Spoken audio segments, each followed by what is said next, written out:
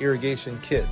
This kit contains 12 milliliters of Chlor Extra, 6 milliliters of Smear Off, 30 gauge irrigation tips, and 1 micro aspirator with a tip.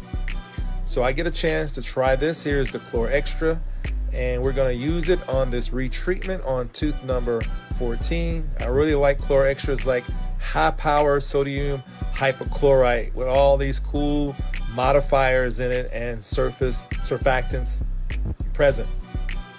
And then I'm using the Smear Off, but Smear Off is also like high powered EDTA with chlorhexidine in it. So it really gets in there and get that canal system very nice and clean and remove all the dentin mud there so that you can open up those dental tubules. And then we use the micro aspirator tip that can get really deep inside the canals, that can really help you save time drying the canals and also allow you to irrigate very, very well with nice suction.